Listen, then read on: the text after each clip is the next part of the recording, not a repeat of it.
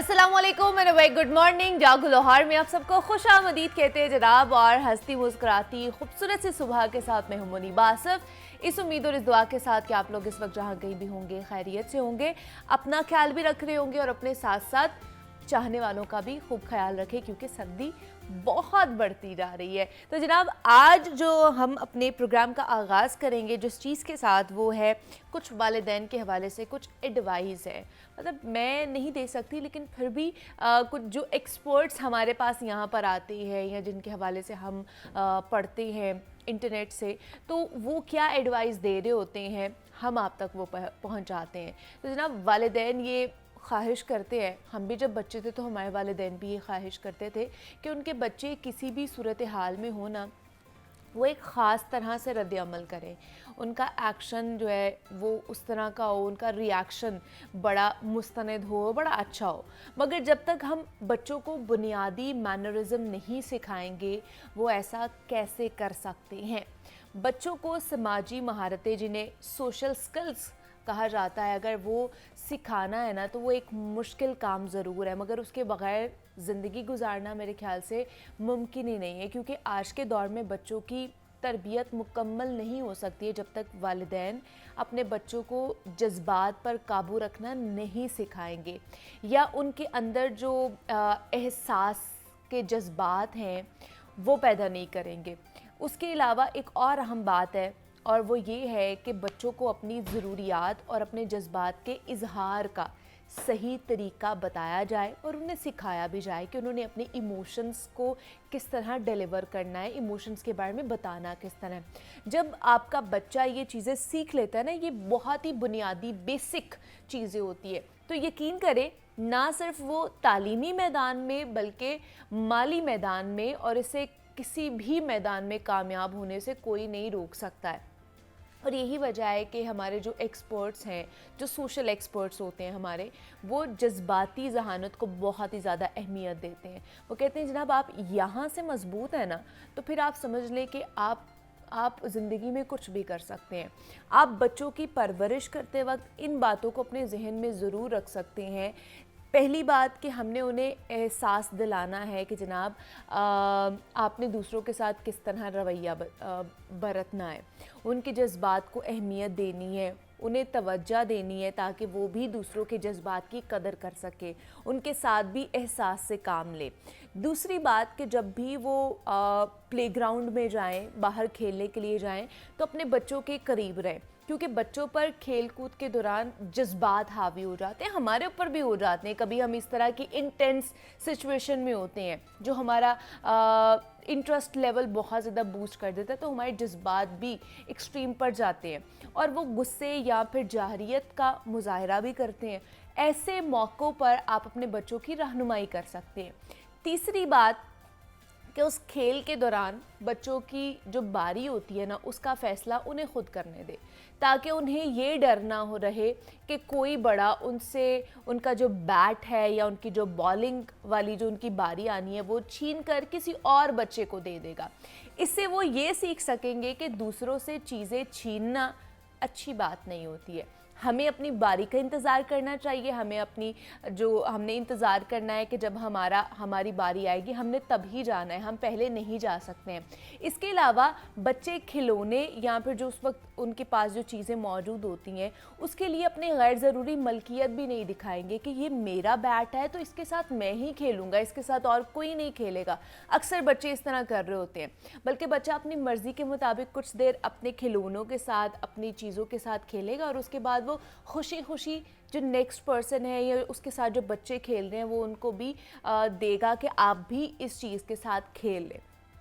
चौथी बात यह है कि हम बच्चों को शेयरिंग की आदत नहीं सिखाते हैं और उनको सिखाने के लिए ना उन पर दबाव बहुत ज़्यादा डालते हैं कि वो अपनी चीज़ें अपने दूसरे बहन भाई या अपने कज़न्स या अपने फ्रेंड्स के साथ शेयर करें। इससे बच्चा ज़िद्दी हो जाता है, ना कि वो शेयरिंग सीखता है। उसके अंदर एक ना अना आ जाती है कि नहीं ये मेरी चीज़ है तो ये मैं ही यूज़ करूँगा, मैं नहीं किसी के साथ शेयर करूँगा। इसके बजाय बच्चों को उनके हक़ के मुतालिक बताएं और उन्हें बताएं कि शेयरिंग करने पर रिवॉर्ड्स देंगे, शेयरिंग करना कितनी अच्छी चीज़ है, शेयरिंग करने से आपकी बॉन्ड क्रिएट होती है। है, आपकी बॉन्ड मजबूत होती है, वो चाहे बहन भाइयों के साथ हो, दोस्त अहबाब के साथ हो या कज़न्स के साथ हो, या आप किसी नेबर के बच्चे के साथ खेल रहे हैं, तो उन्हें बताइए कि शेयरिंग के फ़वाइद क्या है और इसके नुकसानात क्या हो सकते हैं। कि अगर आप शेयरिंग नहीं करेंगे तो आप अकेले रह जाएंगे, आप फिर अकेले खेला करेंगे, आपके साथ कोई बच्चा आके नहीं खेलेगा। तो ये छोटी छोटी चीज़ें होती हैं जो आपको अपने बच्चे को बतानी चाहिए, नेगेटिव एस्पेक्ट्स भी और पॉजिटिव भी। बच्चा जब कोई अच्छा काम करे ना, ये तो बहुत ही इंपॉर्टेंट है कि उसकी तारीफ़ करें और उसकी वजह भी बताए कि किस वजह से तुम्हारी तारीफ़ हो रही है। बच्चे के नज़दीक इस तारीफ़ का मतलब सिर्फ यही है कि उन्हें अपने पेरेंट्स की तवज्जो हासिल हुई है और वो इसी तवज्जो को बार बार हासिल करने के लिए ना अच्छे काम भी करते जाएंगे और इसके ज़रिए हम उन्हें कोई भी अच्छी आदत सिखा सकते हैं। Last but not the least, बच्चा जब अपने किसी जज्बे का इजहार करना चाहे ना, तो उसकी मदद ज़रूर करें, उसे वो अल्फाज सिखाएं जिनके ज़रिए वो बआसानी अपने जज्बात का इजहार कर सकता है। उसे बताएं कि ये अल्फाज इस चीज़ के लिए यूज़ होते हैं, इस तरह के अल्फाज आपने यूज़ करने हैं, आप अपनी जो बात है उसको अच्छे तरीके से डिलीवर कर पाएंगे, आप अपने जज्बात को अच्छे तरीके से डिलीवर कर पाएंगे। तो ये बच्चों की जो पहली दरसगाह होती है ना, वो माँ ही होती है, वो पेरेंट्स ही होते हैं। सिर्फ हम माँ के ऊपर नहीं ये सारी जिम्मेदारी डाल सकते हैं। ठीक है, पहली दरसगाह माँ की गोद होती है, लेकिन जैसे जैसे बच्चा बड़ा होता जाता है ना, जो दोनों पेरेंट्स होते हैं, माँ बाप दोनों की एक इक्वल कह ले कि रिस्पॉन्सिबिलिटी बन जाती है कि बच्चे को हमने सिखाना है। वो हमारे सोशल वैल्यूज़ होती हैं, सोशल नॉर्म्स होते हैं, हमारे घर की कुछ चीज़ें होती हैं, कोई रूल्स एंड रेगुलेशंस होते हैं जो हमने बच्चों को बड़ा आराम से सिखाना होता है, मार पीट के नहीं सिखाना होता, प्यार से उनको बताते हैं। हम लाइफ लेसन्स बच्चों को देते हैं, जो हम खुद करते हैं ना, उससे हमारे बच्चे ज़्यादा अच्छे तरीके से सीख रहे होते हैं। तो इसलिए अगर आप चाहते हैं कि आपका बच्चा अच्छा ग्रो करे, उसकी परवरिश अच्छी हो, उसकी तरबियत अच्छी हो, तो वो चीज़ें ख़ुद के अंदर भी थोड़ी सी कोशिश करें कि लेकर आएँ। अगर हम अपने बच्चे को कहेंगे कि वो गुस्सा ना करे, लेकिन उसके पेरेंट्स से उसके सामने गुस्सा कर रहे होंगे, तो वो तो गुस्सा करेगा ही ना। फिर हम ये कहकर बरियो ज़िम्मा नहीं हो सकते कि शायद बच्चे की कंपनी अच्छी नहीं है, बच्चा बाहर रह के खेलता है इसलिए गुस्सा करता है। ऐसा नहीं होता, बच्चा अपने घर से ही सीखता है, बाहर से कोई भी नहीं सीखता है। तो इसलिए आपने जो अपने बच्चे को बनाना है ना, पहले ख़ुद बने, फिर आपका बच्चा वो ज़रूर बन जाएगा। अभी आगे बढ़ते हैं, क्योंकि जनाब सर्दी बहुत ज़्यादा बढ़ती जा रही है। खुश्क सर्दी की वजह से नमूनिया से अमवात का जो सिलसिला वो जारी है। अगर 24 घंटे की बात कर ली जाए तो जनाब इस दौरान लाहौर में मज़ीद 3 बच्चे जाँ बाहक हुए हैं और पंजाब में मज़ीद 11 बच्चे जान की बाजी हार चुके हैं। और इसके अलावा सोने पे सुहागा ये हुआ है कि मार्केट में नमूनिया वैक्सीन और अद्वियात की अदम दस्तयाबी से जो शहरी हैं वो परेशान हाल है और नमूनिया बहुत ज़्यादा फैलता जा रहा है, ख़ासतौर पर बच्चे इससे ज़्यादा इफ़ेक्ट हो रहे हैं। तो इसकी क्या सूरत हाल है, हॉस्पिटल्स की क्या सूरत हाल है, इस पर भी मज़ीद बात कर लेते हैं। हमारे साथ सजाद काज़मी साहब मौजूद हैं, नुमाइंदा लाहौर न्यूज़ हैं। सजाद साहब, आपको वेलकम कहती हूँ जागो लाहौर में।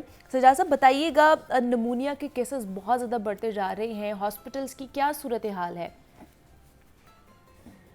जी बिल्कुल जी, आपने जैसे देखा है कि गुज़श्ता 1-2 हफ्ते पहले वज़ीर आला खुद जो है वो चिल्ड्रन हॉस्पिटल का उन्होंने विजिट किया और वहाँ पर जाकर देखा कि सूरत हाल जो है संगीन है। पहले तो किसी ने वज़ीर आला पंजाब को नमूने के हवाले से किसी किस्म की ब्रीफिंग नहीं दी, मगर जब उन्होंने देखा कि एक बेड पे 4-4 पेशेंट लेटे हुए हैं, बच्चे लेटे हुए हैं, तो सारी सूरत हाल का जायजा लिया। तो डॉक्टर्स ने सारी सूरत हाल पर उनको ब्रीफिंग दी कि नमूनिया बहुत ज़्यादा फैल चुका है, सर्दी बहुत ज़्यादा है और बच्चे ख़ास तौर पर जो स्कूल गोइंग बच्चे हैं उनमें नमूनिया की जो शरह है वो ज़्यादा बढ़ रही है। इस सारी सूरत हाल के पेश नज़र वज़ीर आला पंजाब ने फौरी तौर पर स्कूलों में वक्ती तौर पर जो है वो छुट्टियाँ देने का फैसला किया, फिर उनको एक्सटेंड किया। अब जैसा कि आपको मालूम है कि उन्होंने स्कूल का जो टाइमिंग है वो 9:30 बजे कर दी है और ये इसकी संगीनी की बड़ी अलामत है कि आज तक तारीख के अंदर किसी ने इतना जो है वो किसी नमूनिया जैसे मर्ज को संजीदा नहीं लिया। और काबिल अफसोस बात ये भी है कि आप देखेंगे कि पहली दफ़ा हुआ है कि जब वज़ीर आला ने इस पे एक्शन लिया तो उसको पता चला कि नमूनिया का तो डाटा ही इकट्ठा नहीं किया जा रहा। अच्छा। यानी वज़ीर आला के इक़दाम पर जब उन्होंने इस पे मालूमात लेने की कोशिश की तो उनको पता चला कि महकमा सेहत के पास नमूने का किसी किस्म का डाटा नहीं है और कोई ऐसा प्लेटफॉर्म या कोई ऐसा प्रोग्राम नहीं है महकमा सेहत के अंदर, या कोई हॉस्पिटल भी इसकी जो है वो डाटा कलेक्शन नहीं कर रहा। तो उन्होंने इस सारी सूरत हाल पर फिर एक्शन लेते हुए डाटा कलेक्शन की जो है वो हदायत जारी की, और इस हदायत के पेश नज़र अब जो डाटा इकट्ठा किया जा रहा है उसके मुताबिक जो है वो तकरीबन 1 माह के दौरान आप समझ लें कि रवां साल अभी साल का जो है वो पहला महीना चल रहा है, तो इसके अंदर ही डाटा कलेक्शन के मुताबिक जो है वो 200 से ज़ायद अफराद जो है वो अब तक जाम बहक हो चुके हैं, और उनमें भी ज़्यादातर बच्चे हैं सजाद साहब। अच्छा, दूसरा मार्केट में जो नमूनिया की वैक्सीन है और अद्वियात हैं वो भी अदम दस्तयाबी का शिकार होते जा रहे हैं, जिसकी वजह से शहरी बहुत ज़्यादा परेशान है, उन्हें नहीं मिल रही हैं। तो क्या इस हवाले से नोटिस लिया है सेहत के डिपार्टमेंट ने या फिर वज़ीर आला पंजाब ने? ये भी एक ब्लंडर है क्योंकि जो मेडिसिन होती है वो वफाक के अंडर होती है, वहाँ पे एक ड्रैप है, ड्रग रेगुलेटरी अथॉरिटी, जो अद्वियात की कीमतें और अद्वियात की दस्तयाबी को जो है वो मैनेज करती है। मगर ड्रैप को बने हुए 12 साल से ज़ायद का अरसा हो गया है, अभी तक जो है वो ना तो वेबसाइट के ऊपर अद्वियात की कीमतें जारी कर सकी है, ना वो लोगों को, अवाम को, शहरियों को ये बता सकी है कि अद्वियात की कौन सी अद्विया रजिस्टर्ड है, कौन सी नहीं है, किस दवाई की कीमत क्या है, किसकी क्या है। इस सारी सूरत हाल के पेश नज़र जो है वो डामाडोल सा मसला है, और बाज़ दफ़ा आपने देखा होगा कि अद्वियात जो है वो स्टोरों के ऊपर डबियां जो सरप्राइज छापा मारा जाता है उसमें मिलती हैं, अपनी कीमत खुद लगाई होती है। आम शहरी ये मालूम नहीं कर सकता कि गवर्नमेंट ने कौन सी कीमत पास की है। तो ये थी कि ड्रैप की सूरत हाल। दूसरी तरफ है कि अब दवाइयां जो शार्ट है उस पर कंपनियों को नोटिस जारी किए जाए, मगर अफसोस की बात है कि वैक्सीन तो दूर की बात है, ये वैक्सीन का इशू है कि वैक्सीन तो तब यूज की जाती है जब आप नमूनिया में मुब्तला नहीं है। अच्छा, प्रिवेंशन के लिए इस्तेमाल की जाती है, पहले यूज की जाती है ताकि आप नमूनिया की तरफ ना जा सकें, लेकिन दवाई तब यूज की जाती है जब आप नमूनिया में मुब्तला हो जाते हैं।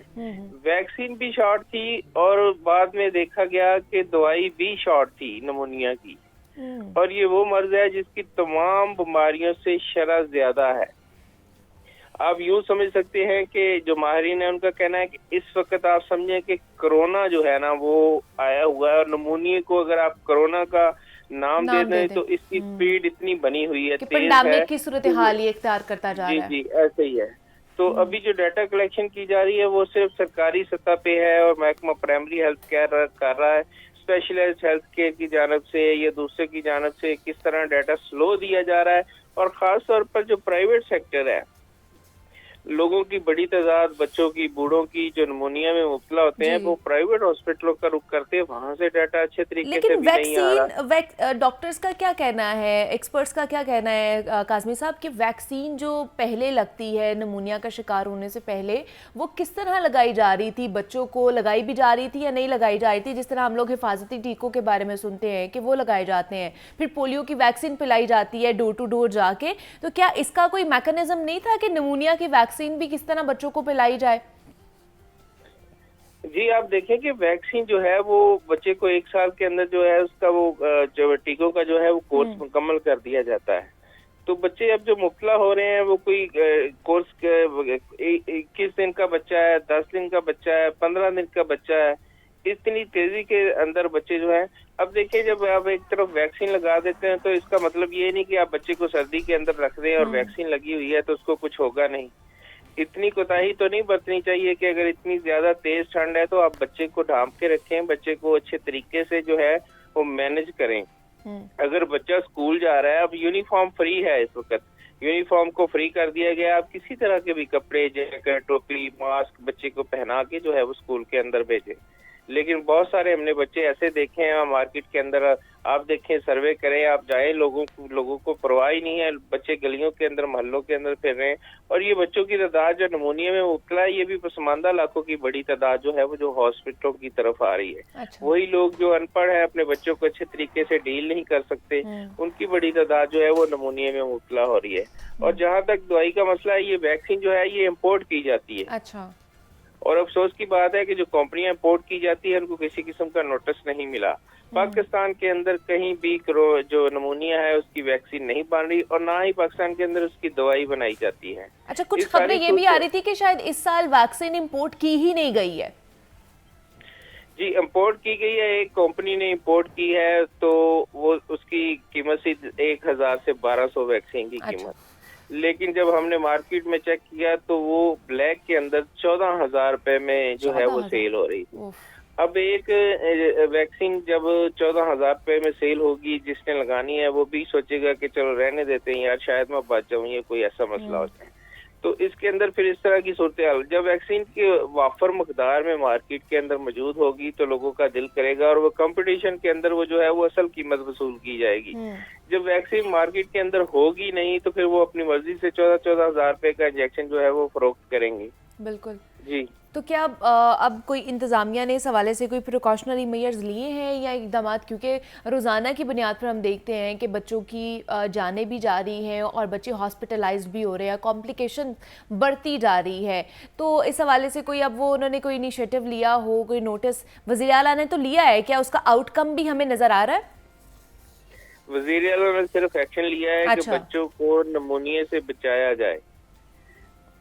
जो असल नोटिस मेडिसिन का है वो वफाक ने लेना है और वफाक की जानिब से अभी तक किसी ठीक है, वफाक की जानिब से अभी तक किसी भी किस्म का नोटिफिकेशन जारी नहीं किया गया है। वज़ीर आला ने अलबत्ता जो नोटिस ले लिया है इस हवाले से। तो हमारे साथ सजाद काज़मी साहब, नुमाइंदा लाहौर न्यूज़ मौजूद थे। नमूनिया के हवाले से हम बात कर रहे थे। सजाद साहब, आपका बेहद शुक्रिया। यहाँ पर एक छोटी सी ब्रेक लेते हैं, मिलते हैं इस ब्रेक के बाद।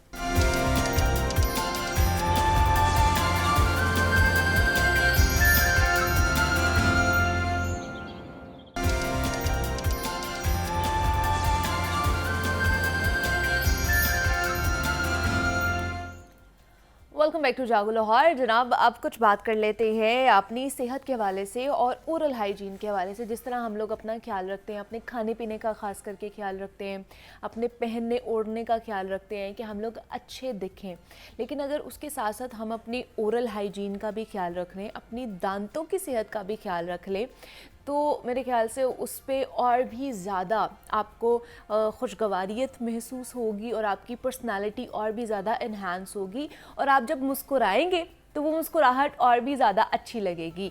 आज हम जनरल हेल्थ ऑफ टीथ पे बात करेंगे कि हम किस तरह अपने दांतों को मजबूत बना सकते हैं, कैविटी से बचा सकते हैं और किस तरह जो बहुत से लोगों का बैड ब्रेथ का भी प्रॉब्लम होता है कि मुंह से बदबू आती है, कुछ ये प्रॉब्लम हो सकती है दांतों की या ओरल हाइजीन का प्रॉब्लम हो सकता है। इस पर भी बात करेंगे।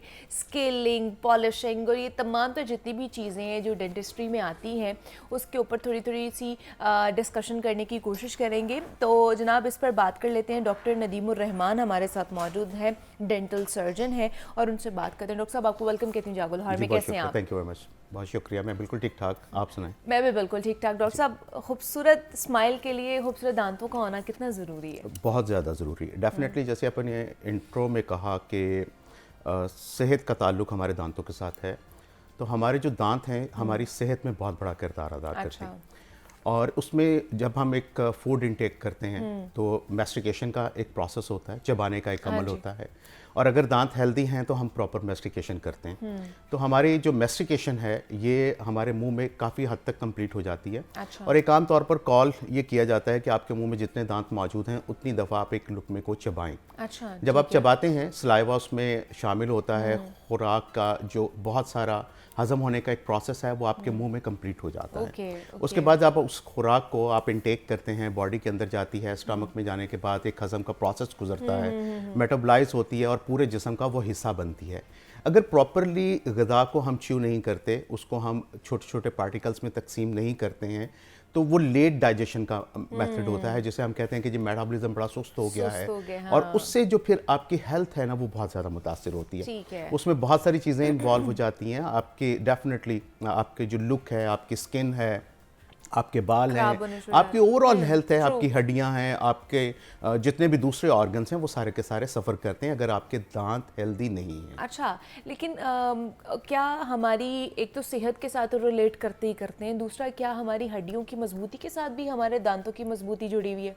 अच्छा देखें, दांत जो है ये बेसिकली हैं ही हड्डी, हड्डी है एक, बिल्कुल ठीक हड्डी है। और डेफिनेटली अगर हम मतलब प्रॉपर एक इंटेक नहीं करते हैं फूड का जिसमें कैल्शियम है, फास्फोरस है, मिनरल्स हैं और दूसरी सारी चीज़ें हैं, तो डेफिनेटली अगर हमारी हड्डियां ख़राब होती हैं तो हमारे दांत भी जो हैं वो ख़राब होना शुरू हो जाते हैं। मतलब ये इसके साथ कोरिलेट करते हैं। कोरिलेट करता है, हाँ, बिल्कुल डेफिनेटली करता है जी। सही। तो अगर आपकी हड्डियां मजबूत होंगी, आपका जो बोन स्ट्रक्चर मजबूत होगा, तो आपके दांत भी मजबूत होंगे। लेकिन इसमें मैं थोड़ी जी, सी जी, एक बात true। ज़रूर ऐड करना जी, चाहूँगा। sure। देखिए हमारी जो फूड इनटेक है ना, हम लोग कहते हैं कि जी हमें दूध पीना चाहिए, दूध में डेफिनेटली कैल्शियम की बहुत बड़ी मिकदार मौजूद होती है।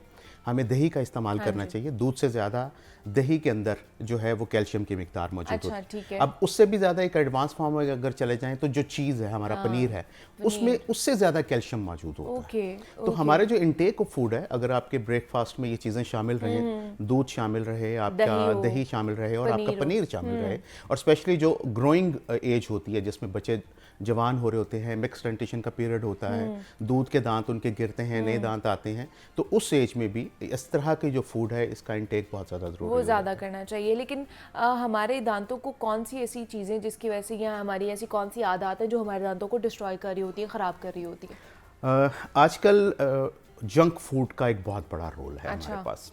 सॉफ्ट ड्रिंक्स जितने भी मार्केट में अवेलेबल हैं, ये हमारे दांतों को, हमारी हड्डियों को नुकसान पहुंचाने में अपना बेहतरीन किरदार अदा कर रहे हैं। सबसे पहले तो हमारा मीठा आता है ना, वो कहते हैं जी दांतों की हाइजीन के हवाले से या कीड़ा लगने के हवाले से सबसे पहले मीठा आपका दुश्मन मीठे है। में भी फिर हम कैटेगराइज कर जाते हैं उसमें कि अच्छा। मीठा एक स्टिकी फूड में आता है और एक मीठा वैसे है जो आप इंटेक कर लिक्विड रहे भी हैं, आता है, हाँ। लिक्विड आता है, तो उसमें हम जब इसको मतलब डिफरेंशिएट कर जाते हैं। लेकिन स्पेशली जो रोल प्ले किया जा रहा है वो हमारे जंक फूड्स जंक का फूड्स है। हैं, हम लोग ऑर्गेनिक फूड से बहुत ज़्यादा दूर हो चुके हैं। हम लोग जो हमारे अपने देसी खाने थे, लाइक जैसे हम देखते हैं कि हमारे बचपन में हम लोगों के पास कैंडीज नहीं थी, हम लोगों के पास जंक फूड नहीं था, हम लोगों के पास क्या थी एंटरटेनमेंट के लिए, हम लोग एक गन्ना लेते थे, उसको दांतों से छीलते थे। अब आप ये देखें कि जो गन्ने के अंदर फाइबर्स होते हैं, जब आप एक गंडेरी चबाते हैं तो उसके फाइबर्स आपकी ओरल कैविटी को, आपके दांतों को बैक्टीरिया से, प्लैक से खुद ब खुद अच्छा। साफ कर रहे होते हैं। ओके। ठीक है, मतलब अगर आप आज के दौर में देखें तो कोई बच्चा जो है उसको बच्चा नहीं, वो गंडेरी भी नहीं चबा सकता, वो चू नहीं कर सकता कि उनके दांत जो है वो दर्द होना शुरू हो जाते हैं। तो ये मतलब नेचुरल ब्रशिंग थी जो हम लोग अगर इनटेक ऑफ फूड के दौरान हमारी अपने दांतों की सफाई भी साथ साथ इसके हो रही होती थी। तो ये जंक फूड के बाद हमारी प्रैक्टिस ये है कि हम लोगों ने ओरल हाइजीन पर तवज्जो नहीं करते हैं। आपने देखा होगा कि मतलब मेरे सामने बहुत सारी ऐसी कम्युनिटीज़ आती हैं। देखिए एक अनएजुकेटेड पर्सन है, वो नहीं जानता कि ओरल हाइजीन क्या होती है। लेकिन इवन देन मैंने देखा है कि हाईली एजुकेटेड लोग जो हैं वो भी ओरल हाइजीन के बारे में बिल्कुल नहीं जानते हैं या वो केयर नहीं करते हैं। मतलब बड़े खूबसूरत उनका बॉडी टाइप होगा, बॉडी पर्सनालिटी होगी, शूटिंग बूटिंग बहुत आउट क्लास होगी, लेकिन जैसे ही वो बात करते हैं तो उनकी स्माइल, उनके दांत देख के उनकी सारी पर्सनालिटी जो है वो तबाह हो जाती है। तो ये आप कभी गौर करें कि बहुत सारे लोगों की पर्सनालिटी में उनकी स्माइल बहुत बड़ा रोल प्ले करती है। और खूबसूरत दांत जो हैं ये आपकी शख्सियत का हिस्सा हैं और आपकी शख्सियत को बढ़ाते भी बहुत ज़्यादा इन्हांस करते हैं। और आप किसी से गुफ्तगू कर रहे हैं, आपको देखने में बहुत अच्छा लग रहा है, लेकिन जब वो स्माइल करते हैं, ब्लैक दांत अगर आपको नजर आते हैं तो वो पूरी पर्सनालिटी तबाह हो जाती है। तो दांतों की हिफाजत के लिए जैसे मैंने आपको बताया कि एक तो अवॉइड जंक फूड्स, लेकिन अगर आप जंक फूड ले रहे हैं तो उसके बाद फिर आपको अपनी ओरल कैविटी को साफ करने के लिए, मेंटेन करने के लिए उसकी क्लीनिंग का बहुत ज़्यादा बहुत ज़्यादा क्लीनिंग जो है वो उसकी ज़रूरत है। क्या करना, हम ब्रशिंग करते हैं डेफिनेटली। मैं यहाँ पर एक छोटी सी मिसाल देना चाहूँगा। आप देखें कि हमें हुक्म है कि हम 5 वक्त की नमाज अदा करें, और नबी पाक सल्लल्लाहु अलैहि वसल्लम ने इरशाद फरमाया है कि हर वो नमाज जो मिसवाक के साथ पढ़ी जाती है, वो नमाज अफसल है। अब यहाँ पर इस हदीस के पीछे जो मफहूम है वो ये है कि आप वज़ू करते हैं, मिसवाक लेते हैं, अपने मिसवाक के साथ अपने दांतों का खलाल करते हैं और उससे सफाई करते हैं, उसके बाद आप कुल्ली 3 दफ़ा करते हैं। अब देखें कि अगर 5 दफ़ा आप वज़ू कर रहे हैं तो 3 दफ़ा कुल्ली का फ़र्ज़ है, तो 15 दफ़ा आपने तो कुल्लियाँ कर ली। दांत से साफ की सफाई के एक से बड़ा और क्या बड़ा जरिया होगा। सेकंड जो उसमें कहा गया कि जो मिसवाक के साथ की जाए। अब ये नहीं है कि मिसवाक आपने पॉकेट में रखी हुई है या आपकी मतलब साइड वाली जेब में है, बल्कि मिसवाक का मकसद ये है कि उसको निकालें, उसके साथ अपने दांतों को साफ करें, साफ करने के बाद आप रिंस करें, कुल्ली करें और फिर आप नमाज की अदायगी करें। अब यहाँ पर देखें, सबसे पहली बात ये कि जब आप मिसवाक के साथ जाते हैं एक प्लेजेंट फीलिंग आती है, आपके मुंह के अंदर एक खुशबू भर जाती है। जी।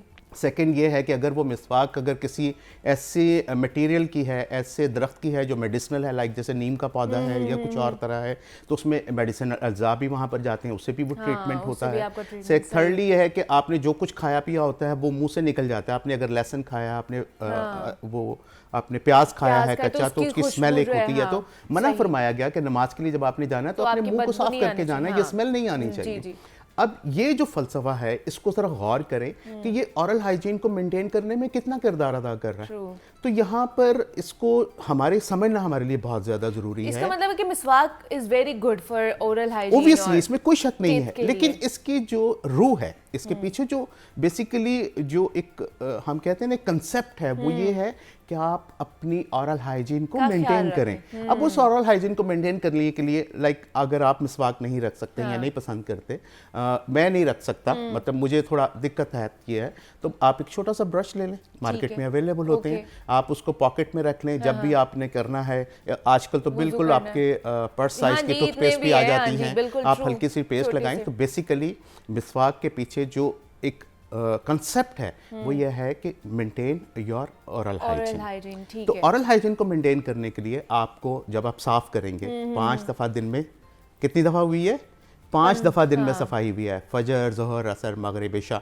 और इसके साथ जब आप नमाज अदा करते हैं आपकी मुंह की सफाई हो जाती है, जो सारा कुछ इन बिटवीन आपने इनटेक किया होता है वो सारा निकल जाता है और वो वहाँ पर फिर केमिकल रिएक्ट नहीं होता, प्लैक नहीं बनता, कैविटीज़ नहीं डेवलप होती और फिर क्या है कि आपकी ओरल हाइजीन जो है वो मेंटेन रहती है। अच्छा, कैविटीज़ के हवाले से मुझे बताइए कि कुछ कैविटीज़ होती हैं जो हमें नज़र आ रही होती है, लेकिन क्या ऐसी कैविटीज़ भी होती है जो हमें नज़र नहीं आ रही होती लेकिन वो आपके दांतों को अंदर ही अंदर से खा जाती है? एग्जैक्टली। अच्छा, इसमें 2 तरह से बातें हैं। पहली कि जिस तरह जो सवाल आपने किया, जो नज़र आने वाली कैविटीज़ हैं, एक तो ये है कि आप डेली बेसिस पर अपनी कैविटीज़ का मुआयना अपने ओरल हाइजीन के लिए अपने मुंह का मुआयना करते रहें। शीशे में मुंह खोलें, अपने दांतों को देखें कि कहीं कोई ब्लैक स्टेन आपको नज़र तो नहीं आ रहा, कहीं कोई टाइनी सा स्पॉट, ब्लैक स्पॉट तो नज़र नहीं आ रहा। अगर ऐसी कोई सूरत हाल नज़र आती है तो फ़ौरन अपने डेंटिस्ट को रुजू कीजिए ताकि वो आपको पूरी तरह से डायग्नोस करने के बाद बता सके कि कहीं आपके यहाँ जो कैविटीज़ हैं वो डेवलप तो नहीं हो रही हैं। क्योंकि ये बाजुकात ऐसा होता है कि बिल्कुल एक पिन पॉइंट की तरह एक होल डेवलप होता है और वो ग्रो करता है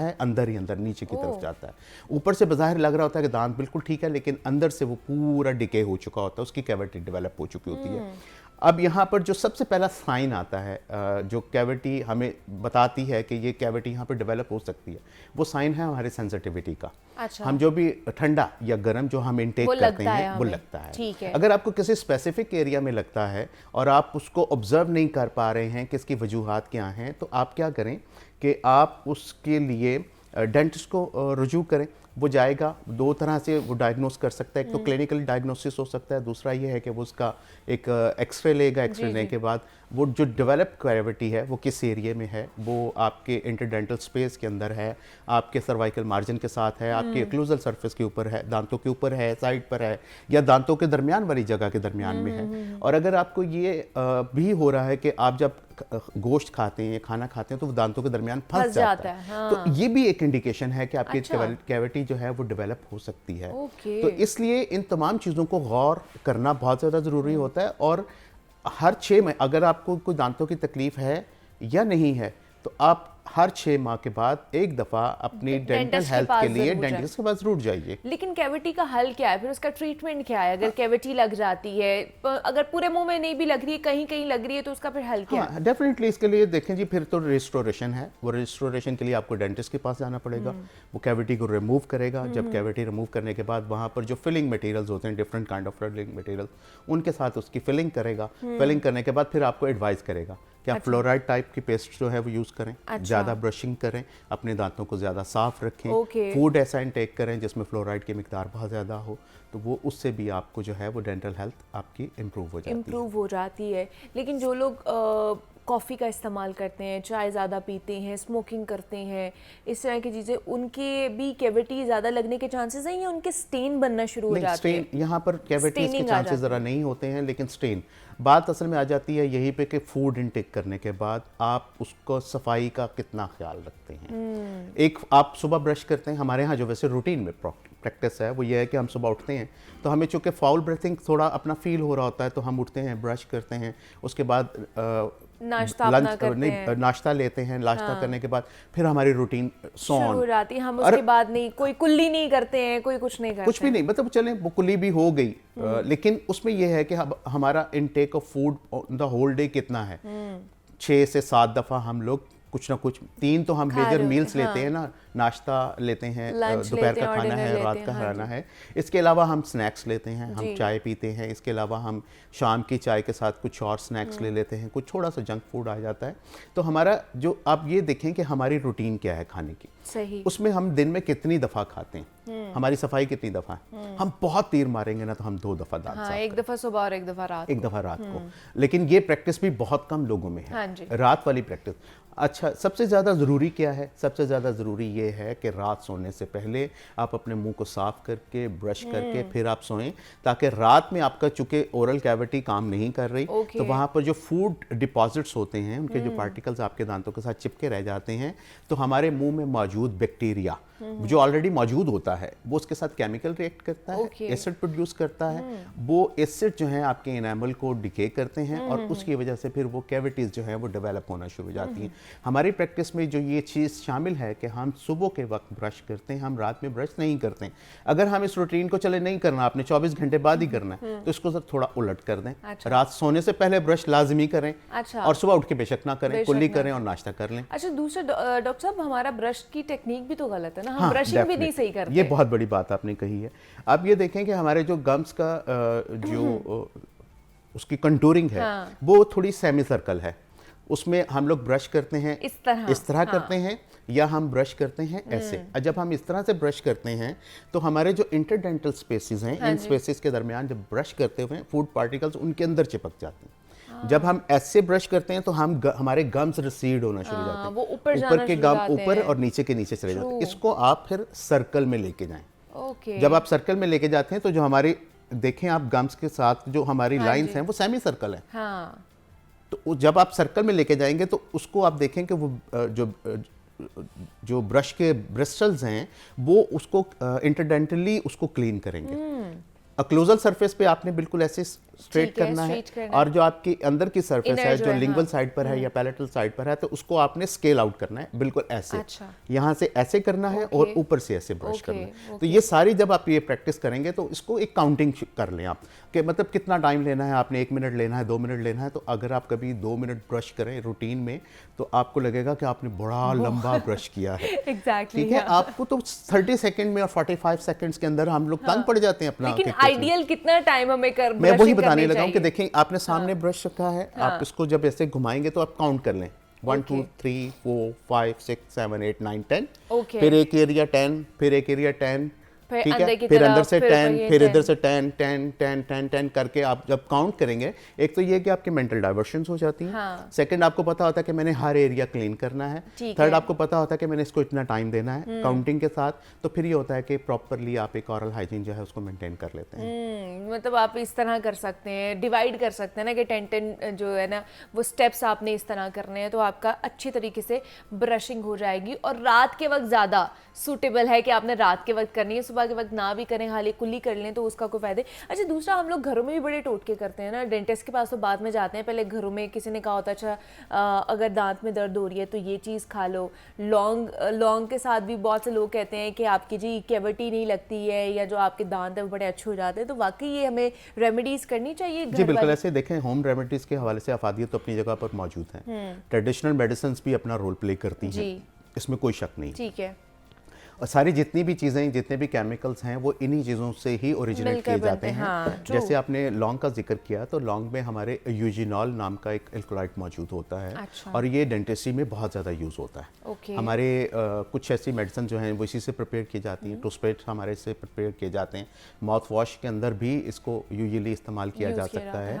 और क्लोव जो है, यानी ये जो लौंग है, डेफिनेटली मतलब ये एक इतनी बड़ी होम रेमेडी आपके पास मौजूद है कि आप इसके इस्तेमाल से थोड़ा फ़ायदा ले सकते हैं। लेकिन कीप इन माइंड, जब एक डेंटल इशू आपको स्टार्ट हो गया है तो कोई मेडिसिन उसको मुस्तकिल रिकवर नहीं करती है। उसके लिए आपको डेंटिस्ट को विजिट करना ही पड़ता है, और डेंटिस्ट आपके लिए उसका एक मुस्तकिल हल जो है वो सोचता है और आपके लिए वो करता है, ताकि आप उससे, उस तकलीफ से जो है वो मुस्तकिल निजात हासिल कर सकें। होम रेमेडीज़ जो हैं ये आपको फॉर द टाइम बिंग वक्ती अफाका तो दे सकती हैं, लेकिन एक मुस्तकिल आराम के लिए आपको डेंटिस्ट को ही विजिट करना वो टेम्परेरी आपको रिलीफ मिल सकता है, लेकिन उसकी अच्छी, अगर वो उससे छुटकारा हासिल करना है उस पेन से, तो फिर आपको डॉक्टर के पास ही जाना पड़ेगा। जो दूसरा मुझे बताएं कि हमें कितने अरसे के बाद एक तो अपनी टूथपेस्ट चेंज करनी चाहिए, करनी भी चाहिए, नहीं करनी चाहिए, और अपना टूथब्रश कितनी देर बाद हमें चेंज करना चाहिए? टूथब्रश के हवाले से तो ये है कि देखिए, आमतौर पर होता है कि जैसे ही उसके रेशे आपको लगें कि ये ख़राब होना शुरू हो गए, ब्रश चेंज करते हैं। डॉक्टर लोग साल एक ही ब्रश यूज कर रहे होते हैं, उसके बाद भी हमारे हाथ खराब भी हो जाते हैं, वो भी कर रहे होते हैं। जी एग्जैक्टली। उसके बाद अलावा एक और चीज़ भी है कि कहते हम अज़ारबंद डालने के लिए भी उसको इस्तेमाल करते हैं। तो मतलब हमारे यहाँ चीज़ें फेंकने का रिवाज नहीं होता, हम लोग उसको मतलब रिसाइकल भी करते हैं और रिसाइकल करके किसी और चीज़ में यूटिलाइज कर लेते हैं। ठीक है, जब वो भी ख़त्म हो जाता है, मतलब नहीं होता, तो उसके ब्रिसल इतने ख़राब हो जाते हैं तो हम जूते साफ़ करने के लिए इस्तेमाल कर लेते हैं। हम लोग घर के जो बेसन वेसन होते हैं उनके भी साफ से साफ़ कर लेते हैं। तो इसलिए चीज़ें फेंकने का रिवाज चूँकि हमारे पास नहीं है, तो लेकिन ऑरल कैविटी को जो मेनटेन करने के लिए आपको नॉर्मली, जैसे ही आपको कुछ लोग होते हैं जो ज़रा दबा के ब्रश करते हैं, उनके ब्रशल्स जो हैं वो 3 हफ्तों में, 2 महीने में वो ख़राब हो जाते हैं। तो आपको, और जो बंदा जितने मतलब एहतियात से साथ ब्रश कर रहा है, अगर वो 6 महीने भी कर रहा है तो कोई मसला नहीं है, लेकिन आप उसको गर्म पानी के साथ वॉश करें। ठीक है, आप किसी वक्त उसको नीम गर्म पानी लें, उसको नमक डाल दें, उसको अंदर डिप कर दें, ताकि उसके अंदर जो मौजूद बैक्टीरियाज हैं वो सारे ख़त्म हो सकें और वो साफ़ हो सके। लेकिन यूजुअली प्रैक्टिस ये है कि आप 3 से 6 माह के अंदर अंदर अपना ब्रश जो है वो चेंज कर लें। सेकेंड, पेस्ट के हवाले से है कि आप जब तक आपको कोई डेंटिस्ट कोई मेडिकेटेड पेस्ट रिकमेंड ना करे तब तक आप उसे यूज़ ना करें। हम तो नॉर्मली गलत करते हैं हम लोग, क्योंकि मेडिसिन ओबियसली अपनी जगह पर अपने इफेक्ट्स रखती हैं, और फिर क्या होता है कि आप कहते हैं कि यार हम पेस्ट भी कर रहे हैं, लेकिन इसके बावजूद हमारे मसूड़ों से ब्लीडिंग हो रही है। और ये होता है, ये ओवरडोजिंग ऑफ द मेडिसिन की वजह से होता है। अच्छा, उसकी वजह, हमारी टूथपेस्ट की वजह से भी सेंसिटिविटी बढ़ सकती है अगर हमने डॉक्टर से सजेस्ट नहीं किया हुआ। और फिर यह है कि अगर सजेस्ट भी किया है तो उसके मशवरे पर कितना अरसा इस्तेमाल करना है, अच्छा, उसके अकॉर्डिंगली आपने इस्तेमाल करनी है। हमारे यहाँ प्रैक्टिस ये है कि हम ऐड देखते हैं, हम किसी के कहने पर जाते हैं और हम लोग उसको लेके इस्तेमाल कर लेते हैं। एक तो ये प्रैक्टिस ना करें, सेकंड ये करें कि आप हर दफ़ा अपनी पेस्ट का चेंज कर लें ताकि उसकी, और अब पेस्ट के अंदर भी आपने देखा होगा मार्केट में जब आप ख़रीदने के लिए जाते हैं तो आप ये देखिए कि उनके बैक एंड पर एक निशान लगा होता है, ब्लैक होता है, ब्लू होता है, ग्रीन होता है। जो ग्रीन वाला है वो बिल्कुल ऑर्गेनिक, वो हर्बल होते हैं और ऑर्गेनिक उसमें इंग्रेडिएंट्स मौजूद होते हैं। तो कोशिश करें जिनके ऊपर ग्रीन टैग हो, तो रूटीन में यूज़ करने के लिए जो है वो वाली पेस्ट आप इस्तेमाल करें। जो ब्लैक होती है वो प्योरली केमिकल होती हैं, और जो ब्लू होती हैं तो उसमें दोनों चीज़ें, केमिकल और नेचुरल। लेकिन ज़्यादातर तो फ्लोराइड वाली बोली जाती है कि वो आमतौर पर जो पेस्ट होते हैं उनमें फ्लोराइड ही होता है। ठीक है, तो मतलब जिसके पीछे ग्रीन कलर का वो टैग लगा हुआ है वो हमें लेनी चाहिए, हर्बल जिसे कहते हैं। दूसरा, माउथ वॉश का इस्तेमाल करना कितना लाजमी है? बहुत ज़्यादा ज़रूरी है। देखें जी, हमारे इंटरडेंटल स्पेसेस को क्लियर करने के लिए जहाँ पर आपका फ्लॉस काम करता है, एक धागा मिलता है जो कि डेंटल मटेरियल्स की शॉप से आपको, और आजकल तो कॉस्मेटिक शॉप से भी मिल जाता है, तो वहाँ से आप लेके तो उस डेंटल फ्लॉस से आपने इंटरडेंटल जो दांतों के दरमियान जो जगह होती है जगह उसको पर उससे जाती है। डेफिनेटली साफ करें ताकि जो पार्टिकल्स हैं वहाँ से निकल जाएं। अच्छा, ठीक सेकंड रोल जो है वो हमारा माउथ वॉश जो है वो करता है। लेकिन यहाँ पर मैं आपको आपके तवज्जुह से नाजरीन को बताना चाहूँगा कि नीम गर्म पानी में नमक डालकर कुल्लियाँ करना मोर पावरफुल है किसी अच्छा। भी माउथ माउथ वॉश वॉश से। से। आपके घर ओके। पे एक नेचुरल माउथ वॉश मौजूद है, आप सेलाइन वाटर लें बनाएं, आप एक आधा ग्लास पानी ले लें, एक चाय का चम्मच उसमें नमक डाल दें। पानी इतना गर्म होना चाहिए कि आपकी ओरल कैविटी उसको टॉलरेट कर सके, और टॉलरेट करने के बाद उसके जो गार्गल करने का तरीका है वो ये है कि आप अपने दांतों के दरमियान में से उस पानी को गुजारें।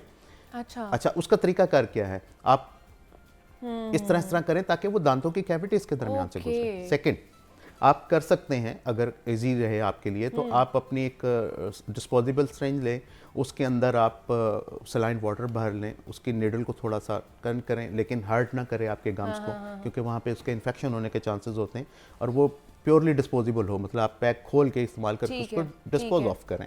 तो वहाँ से भी इंटरडेंटल स्पेसेस के अंदर आप उसको पुश करके तो वहाँ से भी उसको आप क्लीन कर सकते हैं। इसके लिए वैसे हमारे पास मतलब मार्केट में वाटर बॉटल्स जो हैं वो मिलती हैं जो इंटरडेंटल स्पेसेस को क्लियर करती हैं, तो उसका आसान तरीका मैंने ये बताया। लेकिन इस प्रैक्टिस को उस वक्त करना है कि जब आप समझें कि आपके लिए ये मतलब इजी है करना, अगर ना इजी हो तो गार्गल्स कर लें, वो भी इजी है gargle। हमारे लिए। ठीक है जी, डॉक्टर नदीमुर रहमान साहब हमारे साथ मौजूद थे, डेंटिस्ट हैं, और आज हमने बहुत सारी चीज़ें, बहुत सारी मिथ्स हैं जो हमने ख़त्म की हैं अपने दांतों की सेहत के हवाले से। डॉक्टर साहब बहुत शुक्रिया आपके वक्त का कि आप यहाँ पर आए, और किस तरह आप अपने दांतों की सेहत को बरकरार रख सकते हैं उस पर बात की है। यहाँ पर एक छोटी सी ब्रेक लेते हैं, मिलते हैं इस ब्रेक के बाद।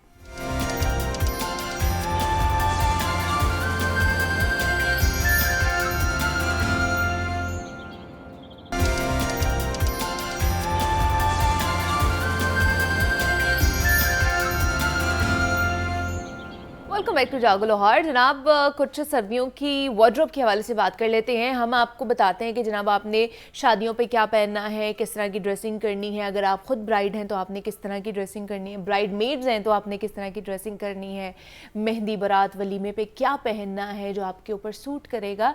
इवन दो कि हम आपको मेकअप टिप्स भी दे रहे होते हैं कि किस तरह का मेकअप आजकल इन ट्रेंड है।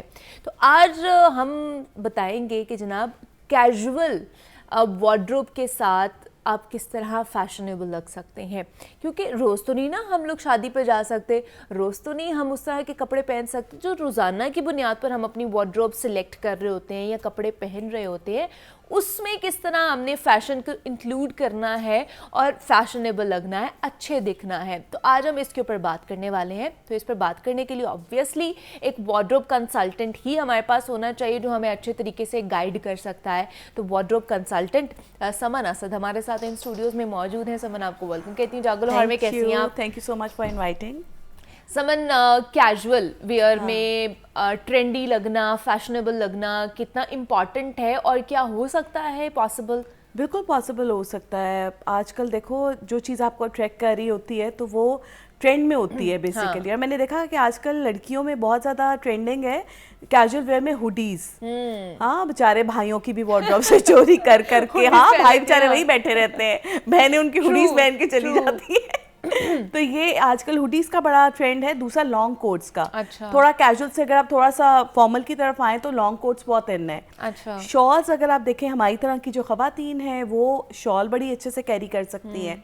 तो ट्रेंड आपका देखो, चाहे कैजुअल में हो चाहे फॉर्मल में हो, एक चीज का जब शुरू होता है तो वो फिर चलता रहता है। बट ये साइकिल सिर्फ जो है ना, ये और 2-3 साल की है, उसके बाद आपने वापस किसी और ट्रेंड पे आ जाना है। तो इसमें मैंने अभी तक जो देखा है वो ये कि एक तो सबसे अच्छा ऑप्शन ये होता है कि अगर आपने कैजुअल में कुछ भी कैरी करना है, और कुछ लोग ऐसे, उनके मसाइल ऐसे होते हैं कि उनको स्वेटर कैरी नहीं किया जाता, कोट कैरी नहीं किया जाता, उनके लिए बड़ा अच्छा होता है वो गाउन ड्रेसेस की तरफ चले जाएं। अच्छा। उसमें ये होता है एक तो आपकी वो डबल शर्ट हो जाती है, उससे आप थोड़ा सा वार्म भी रहते हैं। अच्छा। और वो ऑफ कोर्स आजकल जो हमारा एटमॉस्फेयर का हाल है, आपको जल्दी से हर तरह की एलर्जी, इन्फेक्शन जो है वो हो जाती है, इफेक्ट हो जाती है।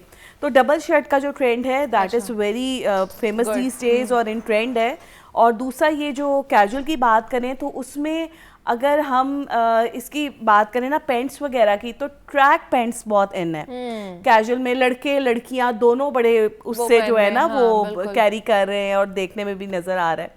तो track paints, track shirts, hoodies और लॉन्ग कोट्स, इसका जो फैशन ट्रेंड है बहुत दिन जा रहा है। लेकिन इसमें अब देखें ना, आपकी कलर कॉम्बिनेशन भी बहुत मैटर करती बहुत है, मैटर क्योंकि करता ये है। सर्दी इतनी पड़ रही है ना, तो हम कोई एक चीज नहीं पहन सकते, हमें लेयरिंग करनी बिल्कुल पड़ती ऐसा ही है। है। हमें जीन्स पहननी पड़ती है, उसके नीचे भी हमें इनर पहनना हाँ, पड़ता बिल्कुल, है, फिर बिल्कुल। हमने अगर हुडी पहनी है तो उसके नीचे भी हमने कुछ पहनना है, या हम कोट पहन रहे हैं तो उसके नीचे भी हमने कोई वार्म वाली चीज बिल्कुल पहननी ऐसा ही है, है। तो उसका कलर कॉम्बिनेशन बनाना भी बड़ा इंपॉर्टेंट। अब ये बहुत नहीं कर important। सकते कि हमने ब्लू पैंट पहनी है तो ऊपर कुछ और पहन लें, हाँ। और कोट हमारा कुछ और कलर का, हम टूटी फ्रूटी बन के बाहर जा रहे हैं कैजुअली भी। बिल्कुल ऐसे ही है। तो उसको अपने दिमाग में रखना कितना जरूरी है, और कौन से कलर्स हम लोग कैजुअली भी वेयर कर सकते हैं। बिल्कुल आपने ये बड़ी अच्छी बात की कि टूटी फ्रूटी नहीं बन जाना। हाँ। बेशक मुझे लगता है कि अगर आप लड़की हैं तो लगना चाहिए कि आप लड़की हैं, आप लेडी हैं, आप फीमेल हैं, तो आपका दिखना चाहिए, कुछ कलर्स होने चाहिए। कलर ब्लेंडिंग बहुत ज़रूरी है। जैसे आपने कोई ब्लैक, अच्छा पहले तो मैं एक बात क्लियर करूं, जब आप लॉन्ग कोट्स की तरफ जाते हो तो बिल्कुल मर्दाना ना हो जाएं। अच्छा। ठीक है, मर्दाना से मुराद है कि बिल्कुल प्लेन की तरफ चले गए, सॉलिड कोट्स की तरफ चले गए।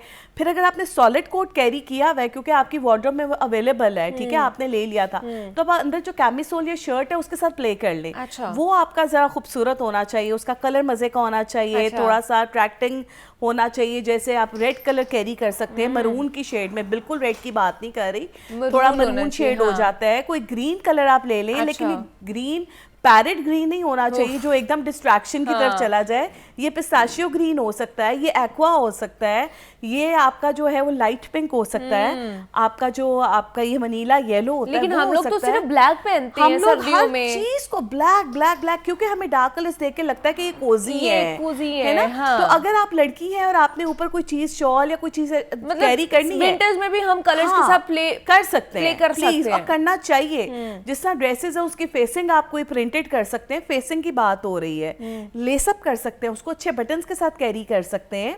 लेकिन आपने जो कोट्स की बात हो रही है, इसमें आप कोशिश करें, लाइंस में बड़े अच्छे कोट्स आ रहे हैं, पोल्का डॉट्स में बड़े अच्छे कोट्स आ रहे हैं, बिल्कुल ट्रू, चेक्स में बड़े अच्छे कोट्स आ रहे हैं। तो थोड़ा सा जो है ना आपको उसको प्रिंट करना है, little bit of print, but वो नहीं है कि फ्लोरल हो जाए या कुछ इस तरह से जो बिल्कुल ही डिस्ट्रैक्शन। अब देखो आज जो ड्रेस आपने पहना हुआ है ना, ये आई एम श्योर इस वक्त स्क्रीन पे लोग आपको देख रहे होंगे तो उनको बड़ा अच्छा लग रहा होगा, क्योंकि इसमें जितना सोबरनेस आ जाती है, जितनी डिसेंसी आ जाती है, विद दिस अगर आप इस तरह का कोई कोट हो और उसके अंदर आप कोई कलर कैरी कर ले तो वो बड़ा अट्रैक्टिव लगेगा, वो भी अच्छा लगेगा। हाँ, बट अगर आप बिल्कुल ही उसके लिए शॉकिंग पिंक पे या रेड पे चले जाएंगे वो तो भी वो नहीं बड़ा अच्छा बुरा लगेगा। लगेगा। No, so not at decency को all। मेंटेन रखना चाहिए। कुछ लोग यहाँ पे मिस्टेक कर जाते हैं कि एक चीज अगर डिसेंट ली है तो उसके साथ हैवी ज्वेलरी कैरी कर लेंगे। थोड़ा अटायर के ऊपर ये फोकस करना चाहिए कि वेस्टर्न में जा रहे हैं फिर टोटल वेस्टर्न को फॉलो करें। टोटल वेस्टर्न को ये बड़ा इंपॉर्टेंट है कि आपने अच्छा किस तरह की ड्रेसिंग की है, उसके साथ आपने Shoes एक्सेसरीज किस हाँ। तरह की पहननी है। मैंने बहुत सी लड़कियों को ऐसे देखे कि उन्होंने पैंट कोट या इस तरह की ड्रेसिंग की होती है, ऊपर इतने बड़े बड़े झुमके पहने होते हैं। Please। खुदाया ऐसे ना किया ये वही करे, बात होगी ना, ऐसे ना कोट के किया साथ, वेस्टर्न कोट के साथ आपने टिक्का लगा टिक्का लिया। लगाया हुआ है, वो बहुत आउट ऑफ द हाँ। बॉक्स लगता है और बहुत बुरा लगता है। हम लड़कियों के वाले से तो बात कर ही रहे हैं, जो मर्द हजरात हैं, जो लड़के हैं, उन्हें क्या कैरी करना चाहिए, किस तरह की ड्रेसिंग करनी चाहिए, क्योंकि बहुत से लड़के ऐसे हैं जो वो भी टूटी फ्रूटी बन के बाहर आ जाते हैं। शर्ट कोई और कलर की होती है, जीन्स कोई और कलर की होती है, ऊपर जनाब जैकेट जो पहनी हो वो कोई और कलर की होती है। तो मतलब कलर कॉम्बो किस तरह हमने करना है उस पर भी बात करनी चाहिए। या फिर शलवार कमीज पहननी होती है, ऊपर कोट पहन लेते हैं, जैकेट पहन लेते हैं जो उसके साथ बिल्कुल नहीं मैच कर रही होती, तो उनके लिए भी कुछ टिप्स हम लोग ले लेते हैं। हमारे साथ उस पर बात करने के लिए हामिद सईद साहब मौजूद हैं, जो कि इंटरनेशनल वार्डरोब कंसल्टेंट हैं। हामिद साहब, आपको वेलकम कहती हूँ जागो लाहौर में। कैसे हैं आप? बहुत बहुत शुक्रिया, थैंक यू वेरी मच। हमें सब खवातीन के हवाले से, लड़कियों के हवाले से तो हमने समन से बात की है, अब जी, कुछ जी। लड़कों के हवाले से बताइए, क्योंकि सर्दी इतनी ज़्यादा पड़ रही है। तो अगर मैं बात करूं कि 40 अबव अगर देखा जाए, जी, जी। तो तब ना जो हमारे मर्द हज़रात होते हैं ना, अपनी ड्रेसिंग सेंस छोड़ देते हैं। वो कहते हैं अच्छा जो भी मिल रहा है ना पहन के चले जाते हैं। मीटिंग में भी जनाब उन्होंने शलवार कमीज़ पहनी है, ऊपर जैकेट पहन ली है, कहीं पर भी जा रहे हैं तो सिर्फ कुछ भी ऐसा पहन के चले जाते हैं। तो किस तरह की, खासतौर पर विंटर्स में उनकी ना होनी चाहिए, तो क्योंकि वो सिर्फ यही एक रीज़न देते हैं जब हम तो ठंड से बच रहे हैं, हमारा कोई फैशन से लेना देना जी, नहीं जी। है। आपने 40 इयर्स को तो बड़ा ओल्ड करके पेश कर दिया है। अच्छा, That's इससे not how नीचे so. भी वाले भी होते हैं। That's not how so. But anyway, देखिए सर्दी से बचने का एक ही तरीका है कि क्या? आप लेयरिंग करना सीखें। हाँ, क्योंकि you know I spend a lot of years in New York, और न्यूयॉर्क में ये है कि obviously it's very cold there, तो वहाँ के लोग जो है ना वो यूज्ड टू हो जाते हैं, उनके पास सिस्टम है जो है ना वो डील करने का कोल्ड के साथ। तो उसमें यह है कि लेयरिंग का कॉन्सेप्ट जो है वो ये है कि सबसे पहले तो आपने लाजमी बात है, you know talking about man, बनियान पहननी है, बनियान के ऊपर आप थर्मल पहने, थर्मल के ऊपर अब शर्ट आ गई, शर्ट के बाद उसके बाद आपने लाजमी बात अगर कोट पहना है तो कोट अब इट्स अनदर लेयर, और उसके बाद फिर सर्दी है, आजकल बहुत सर्दी है, तो I pulled out my top coat, जिसे ओवर कोट कहते हैं। पाकिस्तान में ओवर कोट पहनने का रवाज ही नहीं है, तो उसके ऊपर जो फ्लफी सी जैकेट पहन लेते हैं तो फिर उसके बाद डिफरेंट कलर्स हो जाते हैं, and obviously you know you don't look that great. तो आपने देखें रिगार्डलेस सर्दी है गर्मी है क्या है, एक CEO साहब मेरे पास आए तो वो कहने लगे कि गर्मियों में तो मैं सूट नहीं पहन सकता, तो मैंने कहा मुझे एक बात बताइए कि आप CEO सिर्फ सर्दियों में हैं, गर्मियों में नहीं है? तो यू नो लेयरिंग का जो कॉन्सेप्ट है, I think that's the best concept. लेकिन क्या जैकेट पहननी चाहिए या कोट पहनना चाहिए, इसमें आप किसकी तरफ जाएंगे? देखें जैकेट तो इंतहाई कैजुअल है ना, जैसे वो फ्लफी सी जैकेट है, ऐसे लगता है कि जैसे आपने ब्लैंकेट सा पहना हुआ है, तो ऑब्वियसली जो है कोट जो है जिसे हम यू नो जैसे सूट का कोट होता है उसे हम ब्लेजर बोलते हैं, तो blazer is the best way to गो।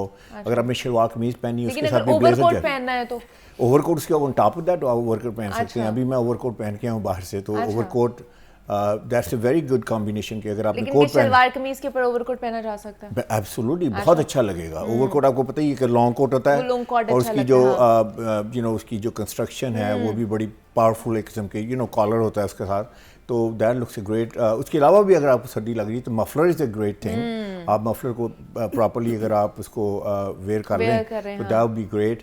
उसके ऊपर भी सर्दी लग रही है तो आप कैप भी पहन सकते हैं, you know obviously not in the office. वो इतनी चीज़ें कैरी करने के बावजूद आप बड़े पावरफुल लग रहे होते हैं। हाँ, लेकिन क्या शलवार कमीज के ऊपर जैकेट पहनना अच्छा है? ये बिल्कुल नहीं है। जो आपने कहा है वो बिल्कुल ऐसे लगता है कि वो दोनों मैच नहीं करते ना। वो इंतहाई कैजुअल है, वो probably it looks good on a pair of jeans or something like that. तो अगर आपने जिसे कहते हैं ना कि अगर आपने ऑफिस जाना है और you know you have a substantial job and you know आपकी you know you have great you know presence there, personality there, तो that's तो बिल्कुल भी नहीं, no from our side। अच्छा समन, लड़कियों में भी ये चीज होती है कि शलवार कमीज पहननी होती है, जो जीन्स वगैरह नहीं पहन सकते तो वो भी ऊपर जैकेट्स पहन लेती हैं, क्या पहनना चाहिए उन्हें? जैकेट्स भी पहन लेती हैं, और कुछ लोगों को मैंने देखा है वो बड़े फ्लफी से ना उन्होंने स्वेटर्स कैरी किए होते हैं, वो इतना कैजुअल हो जाता है, वो ऐसे ही लगता है कि आपने रास्ते में किसी से पैसे पकड़ने और आप जा रहे हैं, ठीक है, वो बहुत ही कैजुअल लुक हो जाती है। और लड़कियों को तो खास तौर पे प्रोफेशनल्स के लिए तो बिग नो है ना फॉर दिस अटायर। आपने कैरी करना है, आपने ऑफिस जाना है, तो आप ये लॉन्ग कोट कितना जबरदस्त ऑप्शन है। और मैंने कैजुअल में जैसा हुडी का कहा है, तो कैजुअल में आजकल हुडी बड़ी बेचारे भाई जो हैं वो इस वक्त बड़े परेशान हैं। उस दिन मैं एक एक्टर की भी वीडियो देख रही थी, वो भी यही कह रही थी कि मैं अपने भाई की अलमारी से निकाल लेती हूँ, नई हुडी आती है वो मैं पहन के पहले उसको ताज़ा करती हूँ। तो ये बड़ा, लेकिन आजकल आप देखें हर जगह पे बड़े ज़बरदस्त तरीके से जैकेट्स के अलावा ये जो कोट्स मिलते हैं आपके, पोल्का डॉट्स हैं, स्ट्राइप्स हैं, चेक्स हैं, बहुत अच्छे पहन सकते हैं। लेकिन क्या लेदर जैकेट जो नहीं यार, ऑफ कोर्स नहीं, क्योंकि खवातीन थोड़ा सा इसे अवॉइड ही करती हैं, तो वो करना चाहिए, उसे अवॉइड करना चाहिए। लेदर जैकेट नहीं है, नहीं, big no for leather jacket लड़कों के लिए, एब्सोल्युटली नॉट। अब जैसे मैंने कहा कि अगर आपने बहुत कैजुअल, एक्सट्रीम कैजुअल है जिसमें आपने जीन्स वगैरह पहनी है, चीन्स वगैरह पहनी है, तो लेदर जैकेट ऊपर पहन सकते हैं, लेकिन लेदर जैकेट लुक्स नाइस। लेकिन ये है कि वो भी डिसेंट होनी चाहिए, वो जो बिल्कुल उसके ऊपर इतने अजीबो-गरीब सी स्टेटमेंट होती है वो नहीं होना चाहिए। जैसे मैंने कहा कि अगर आपने यू नो फॉर्मल पहनना है, सेमी फॉर्मल पहनना है, तो उसमें ऑब्वियसली जो है वो यू नो कोट ब्लेजर जो है दैट्स द बेस्ट ऑप्शन। अच्छा एक बात का और, अब शुरू में आपने बात की रंगों की, तो दैट्स वेरी वेरी इंपॉर्टेंट कि आपने कलर्स कौन से पहने हैं, कलर कॉम्बिनेशन कौन से पहने हैं। तो विंटर के कलर्स भी और manly colour, I would say strong colour जो है वो 4 ही कलर्स हैं। ब्लैक है, उसके बाद डार्क नेवी है, चारकोल ग्रे है और ग्रे मीडियम ग्रे है। इसके अलावा जो अगर आप कोई कलर और पहनेंगे तो फिर आप बहुत कलरफुल लगेंगे, and that's not probably the way to go. अच्छा दूसरा हामिद साहब, क्या जैसे कैजुअली भी मैं किसी तकरीब पे जाते हैं, किसी इवेंट पे जाते हैं, डिनर पे जाते हैं या किसी भी ऐसी, क्या उस पर भी सूटिंग करके जा सकते हैं? देखें डिपेंड करता है कि वहाँ पे यू नो क्या प्रोटोकॉल क्या है, क्या ड्रेस कोड क्या है। लाजमी बात है कि अगर कैजुअल ड्रेस कोड है तो अगर आप 3 पीस सूट पहन के वहाँ चले जाते हैं तो obviously that's not gonna you know you it's gonna look very odd. तो आपने ओकेजन को जो है उसको देखें। मोस्टली वैसे इवेंट्स वगैरह पे बता भी देते हैं ड्रेस कोड क्या है, अगर आप कोई कैजुअल किस्म की डिनर है तो उसमें। लेकिन ये एक बात है कि आप ना नाच अबव ही रहें, हमेशा जैकेट जो है ब्लेज़र है उसको यूज़ करें। अगर आप सिर्फ पेंट शर्ट में चले जाती हैं तो फिर आप पेंट शर्ट वाले बंदे ही लगते हैं। तो फिर आप में वो वर्सेटाइल नहीं आता ना, आप वो चीज़ नहीं, आप वो डिफरेंट चीज़ों के साथ प्ले आउट नहीं कर सकते हैं, फिर आप एक ही तरह की फिर आपकी पर्सनालिटी निकलती है। जी एक्चुअली बात ये है कि जब तक आप jacket is a most jacket में लेदर जैकेट की बात नहीं कर रहा, ब्लेजर की बात कर रहा हूँ। That is the most I would say powerful garment that there could be. तो जो ही आप उसके साथ आपने जैसे पेंट शर्ट पहनी है, साथ में आपने ब्लेजर पहन लिया है, तो that gives you you know powerful look. तो आप कैजुअली डेफिनेटली ब्लेजर को यूज़ करें। अच्छा ठीक है। बजाय इसके कि आप स्वेटर पहन लें या उसके अलावा मतलब वो आप पहन सकते हैं शलवार कमीज के ऊपर ब्लेजर, बहुत अच्छा लगता है। और अगर आपने इसको एक और नाचुरल बव करना है, उसको स्टाइलिश करना है, तो आप पॉकेट स्केयर लगा सकते हैं। उसके अंदर मफलर आप अच्छा सा ले सकते हैं। वो भी कलरफुल नहीं होना चाहिए, कलरफुल से निकल आए, सॉलिड कलर पे आ जाए मेरे ख्याल से। हाँ, वो ज्यादा अच्छा लगता है। सॉलिड कलर्स मोर सोफिस्टिकेटेड लगते हैं। अच्छा दूसरा हामिद साहब, आजकल मैंने लड़कों को देखा है, कोई मरून कलर का पेंट कोट बनवा रहा है तो कोई ग्रीन कलर का पेंट कोट बनवा रहा है। मतलब क्या ये अच्छे लगते हैं? देखें ये तो बेसिकली कलर्स जो है ना, ये they are not absolutely not the manly colours. जैसी शक्ल मुनीबा ने बताई है, बताई क्या अच्छे लगते हैं, तो पहले ही आंसर दे दिया है, क्या सही आंसर दे दिया जी। No big no. आप रहें, जैसे मैंने कहा कि आप मैनली स्ट्रॉन्ग कलर्स में रहें and I think you gonna look great. कुछ लोग हैं वैसे ही वो स्टेटमेंट क्रिएट करने की कोशिश करते हैं। वो कहते हैं कि जी हमने प्रोमिनेंट हो जाए जरा, लोग हमें ही देखें। वाकई वो अच्छी खासी डिस्ट्रैक्शन का बहुत ज्यादा होती है। तो आपकी तरफ से भी नो है, नहीं होना चाहिए। Of course. हाँ, लड़कियों देखो, लड़कियों को हम लिमिट्स दे देते हैं कि आप जाएं तो पेस्टल्स में चले जाएं।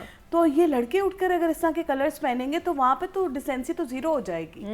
मजा ही नहीं आएगा, वो आपको आपकी आई कैची नहीं होगा, वो अजीब सा लगेगा कि आप पता नहीं क्या बन के आ गए हैं। एक्सेसरीज इज वेरी इंपॉर्टेंट कि आपने सूटिंग के साथ या आपने कोई भी कैजुअल भी कपड़े पहने हैं तो उसके साथ आपकी एक्सेसरीज किस तरह की होनी चाहिए। जैसे मैं बात की थी, मैंने सोशल मीडिया पे एक बंदी को देखी, बड़ी अच्छी बंदी, उसने नीचे स्कर्ट पहना हुआ, ऊपर उसने हाई नेक पहनी हुई है और ऊपर उसने इतने बड़े बड़े कांटे पहने हुए।